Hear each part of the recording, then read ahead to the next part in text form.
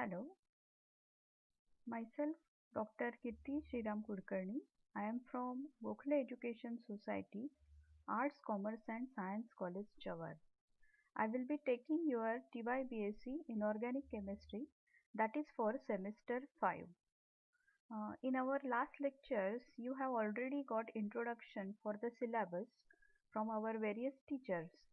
So I would like to introduce you only for your inorganic chemistry syllabus, that is for semester 5.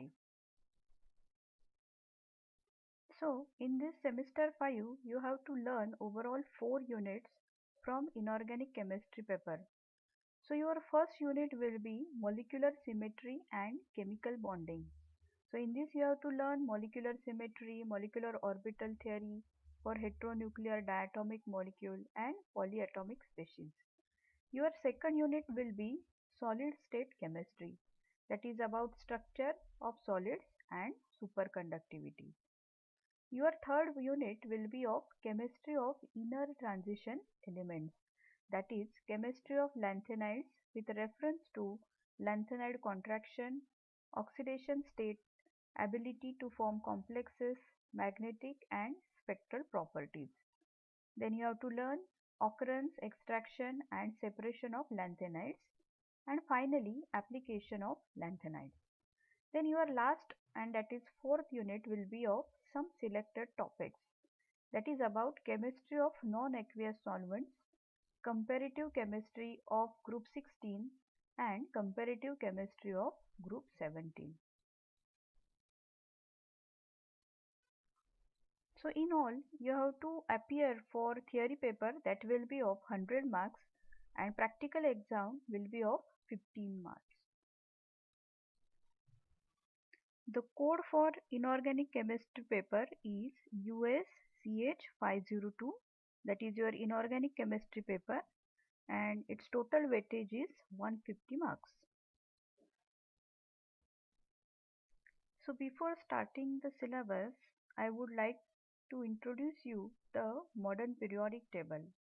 It is very important part of inorganic chemistry, and therefore we should have proper idea of our modern periodic table. So take a glance for this. See the periodic table. So how it is arranged? Modern periodic table of element is arranged by the increasing order of their atomic number. It is in the form of a table and it is having 7 horizontal rows, that is we can say they are periods, and there are 18 vertical rows of element, that is called as groups. So up till now there are 118 elements that have been discovered or synthesized, completing our 7 full rows of periodic table. So the first 94 elements from hydrogen to plutonium, they all occur naturally, and some are found in very trace amount. But nowadays some elements, that is from element atomic number 95 to 118, they are synthesized in laboratories through nuclear reactors. The organization of periodic table is in such a manner that we can study various properties of the elements.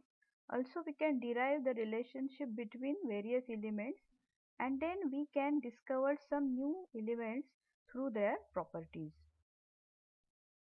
So now we will just discuss some properties of our periodic table.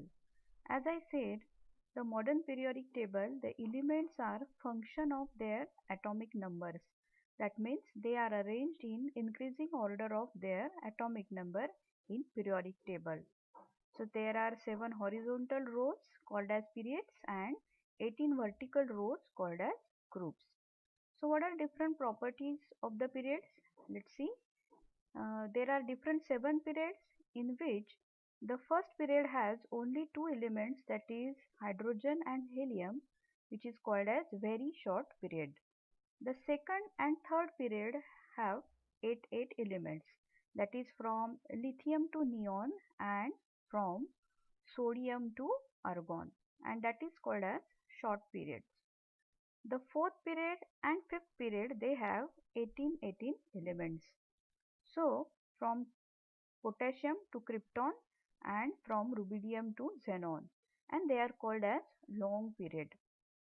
The sixth period has 32 elements, that is from cesium to radon, which is called as very long period. The seventh period was initially incomplete, but now it is completed from francium to oganesson, that is up to atomic number 118, and it is also having 32 elements. 14 elements of the sixth and seventh period are placed separately at the bottom of the table, and they are called as lanthanides and actinides. They have given some special place in our periodic table. There are 18 groups in our periodic table, which are divided into 9 main groups. So there are 1, 2, 3, 4, 5, 6, 7, 8 and 0 groups. They have also some subgroups, that is group A and group B, right? So the subgroup A is called as normal elements. So now you will have doubt, that is, where is the group A element? So see the periodic table carefully. You can count the number 1 to 18 from your very most left side. So if you start counting from very left side, that is your period number 1, so finally you will get up to 18. So out of that you will have your group 1, 2, 13, 14, 15, 16, 17 and 18, that is your main group, or you can say your group A. So the element in these groups are called as main group elements. Out of that, the group 1 is also known as alkali metals. The group 2 elements are known as alkaline earth metals. Group 15, see the group 15? These are also known as pnictogens, that is from family of nitrogen. Then group 16 elements are also known as chalcogens, that is from sulfur family. The group 17 elements are also known as halogens. This name we know very well. And group 18 elements are also known as noble gases, or sometimes they are also referred as inert gases. Now come to the second part, that is from group 3 to group 12. These elements are known as transition element, or they are also known as B subgroup elements. Initially it was A subgroup and now it is B subgroup, and they are also known as transition element.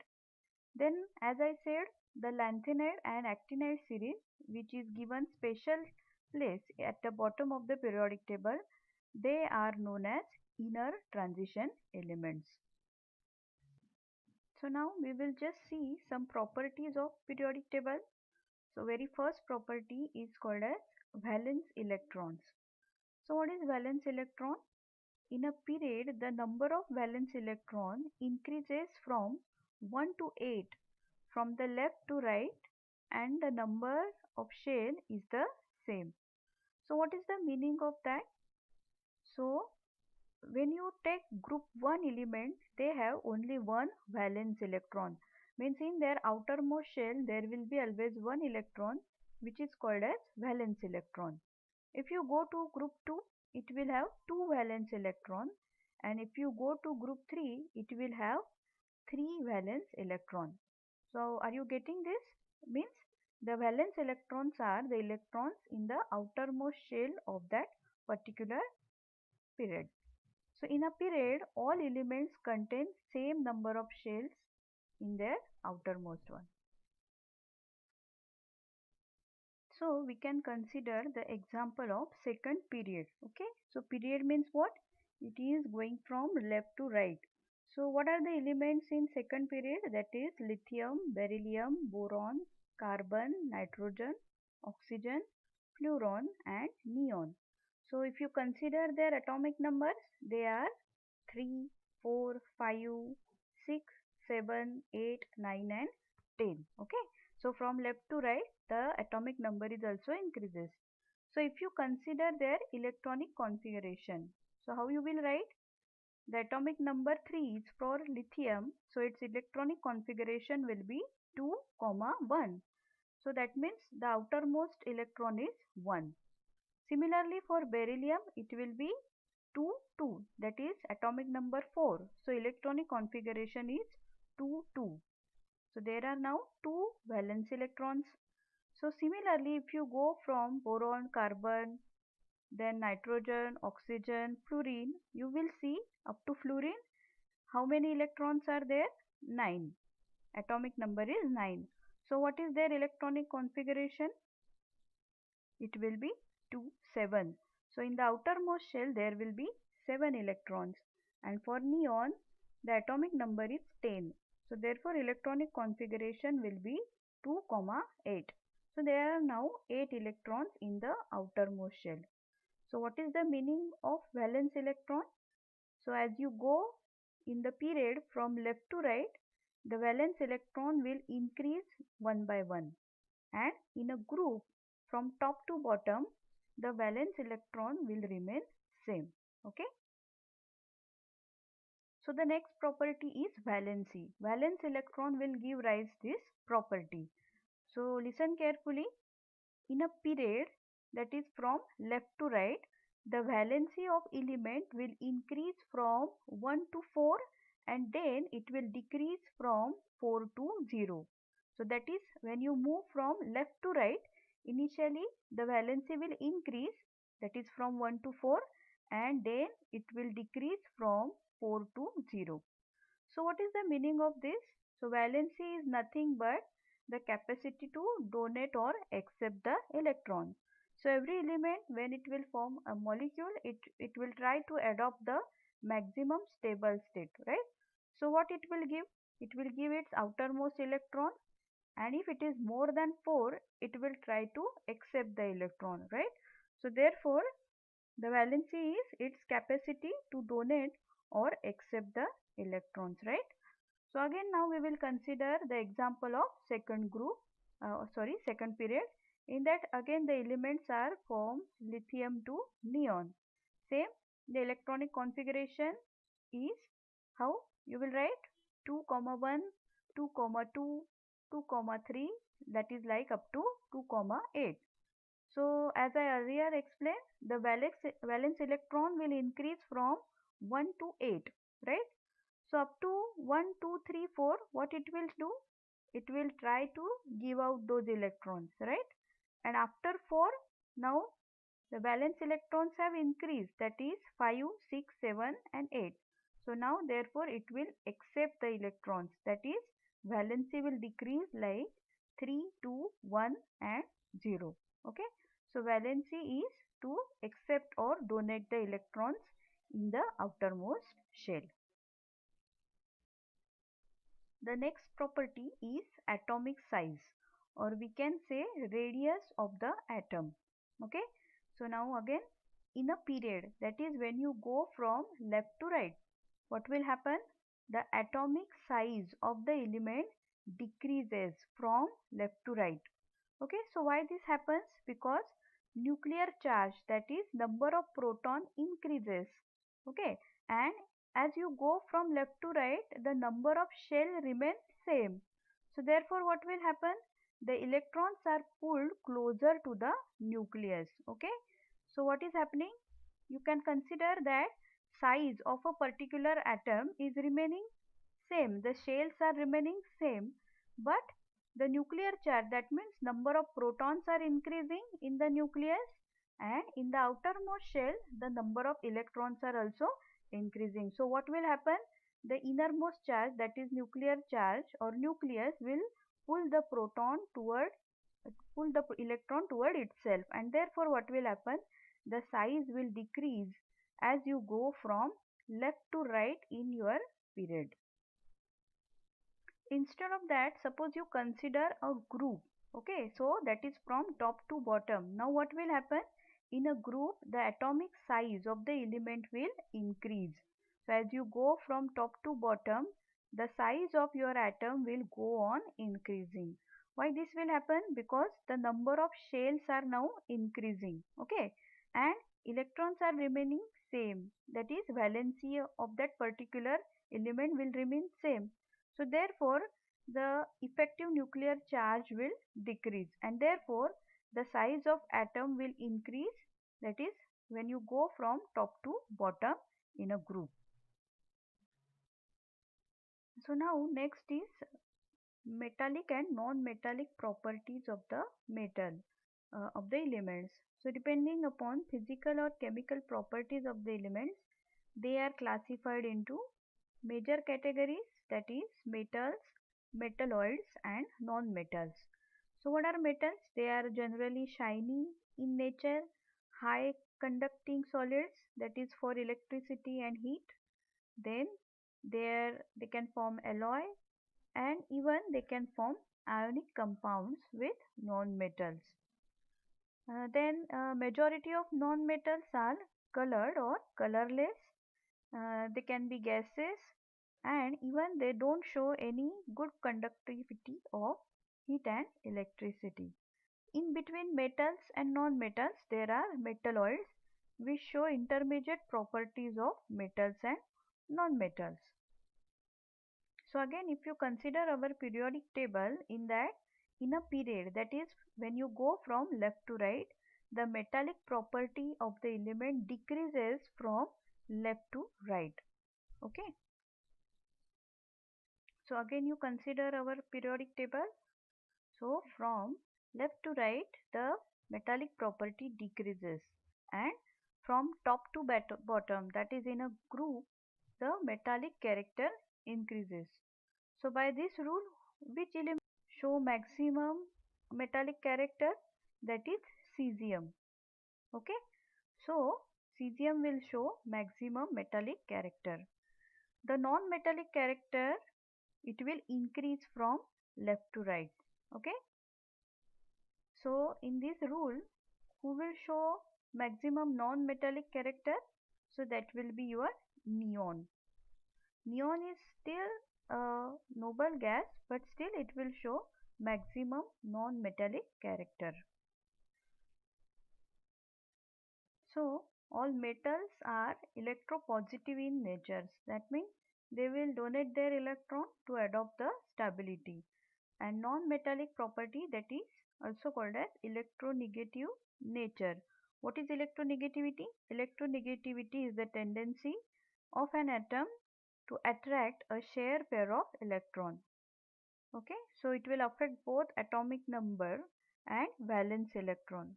So electronegativity means, simple language, it will attract the pair of electron to get stabilized in a molecular form.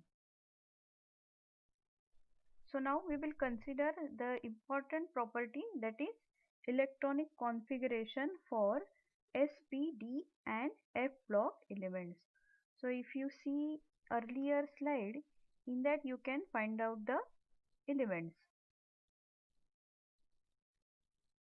See, where are the s block elements? Very left two groups, p block elements. In S and P there is d block element, and at the end, at the bottom of the periodic table, there are f block elements. So the s block elements, they are in column 1 and 2, that is helium and hydrogen, and their valence electrons are in s orbital. Okay. Now what is their electronic configuration? See, it is ns1 to 2. Okay, so that is its outermost orbital. Outermost orbital is always shown by letter small n. Next there is p block elements. They are from column 13 to 18 with valence electron in their p orbital. Okay, so how the electronic configuration is written? ns2 and np1 to 6. Okay, so that is again its outermost orbital, that is n. In that, its s orbital is already filled with 2 electrons, and p orbital will get filled with 1 to 6 electron. The s and p block elements are also known as representative elements. Next come d block elements, that is elements from column 3 to 12, and their valence electron will enter in d orbital. They are also known as transition metals. So how to write their electronic configuration? See now, the outermost orbital is n, okay, and that will filled up to 0, 1 or 2, 0 to 2, and the inner orbital is called as n minus 1 orbital, okay. So its inner orbital is incomplete, and that's why they are known as inner transition elements, okay. Then next one is f block elements. In that, the elements from column at the bottom of the periodic table, and the valence electron will enter in f orbital. Therefore, they are called as inner transition metals. See their electronic configuration. The outermost orbital is n, then the inner one is called as n minus 1, and still inner one is called as n minus 2.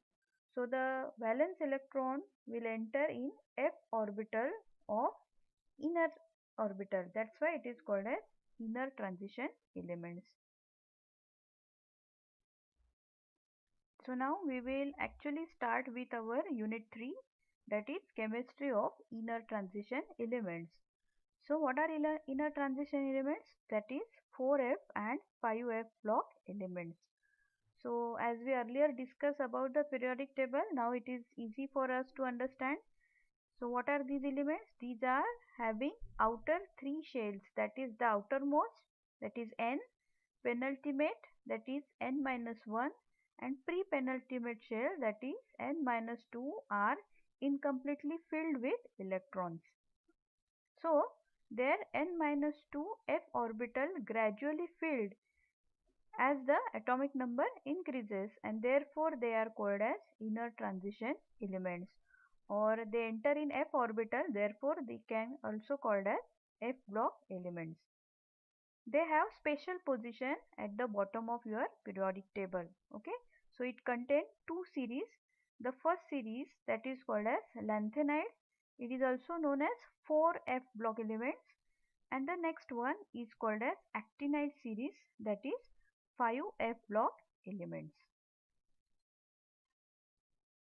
So here just see the position, that is lanthanum, atomic number 57, and next one is actinium, that is atomic number 89. Have you seen the position? So the lanthanide series starts from lanthanum, that is atomic number 57, up to lutetium, that is atomic number 71, and the actinide series starts from actinium, that is atomic number 89, and it comes up to the lawrencium, that is atomic number 103.